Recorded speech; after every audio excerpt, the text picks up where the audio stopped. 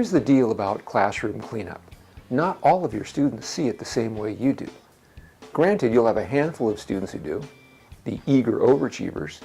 They hear you say, let's clean the room, and they pop up and get busy. Another small group won't get up. They're thinking, maybe I can sit this one out. And what they're waiting for is you to tell them 2 or 3 times to get up and get to work.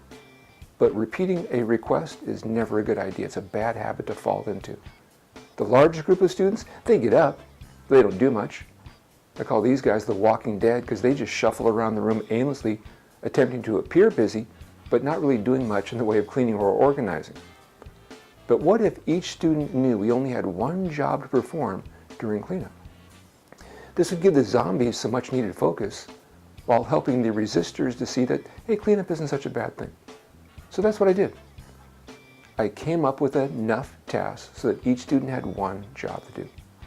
Let's go in the other room and I'll show you what I mean. So these are our cleanup task cards. Each one indicates a job to be done.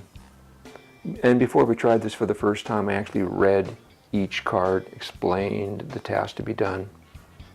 For example, empty recycling container, erase whiteboard, organized tool shelf, that's where we kept a stapler and tape and things like that. Zamboni meant you were in charge of the floor, and there were actually 2 Zamboni cards, so the 2 students divided up the floor. If you got a larger group, divide the floor up into quadrants. Now, when they're not being used, they're kept in this plastic container. So we're going to throw them in here.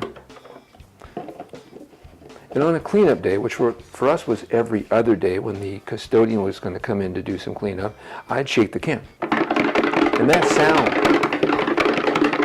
told them it was cleanup time. And they'd come up to see me.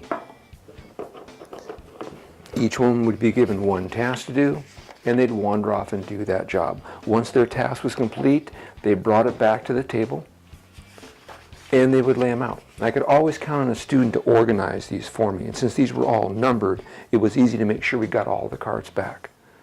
Now, one year when I had a larger group, I actually made 32 tasks and laminated one set of task cards onto a folder. So that way, when the job was done, the student would come back and lay the card right on top of whatever cleanup job they had done. Again, it's critical you get these cards back, otherwise you'll slowly lose them, and that's going to kind of mess up your cleanup routine. As you can imagine, it took them a while to become familiar with all the different tasks.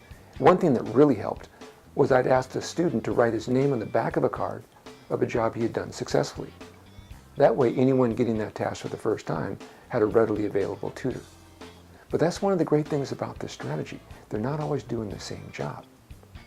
That helps to keep the cleanup routine kind of fresh and interesting. Within a week or 2, they had it down. Cleanup was a snap. And that 2 minutes of effort on their part, better than 20 minutes of me trying to clean up when the day was over. Throw in a song during cleanup, now we're talking a party. Hey, thanks for watching.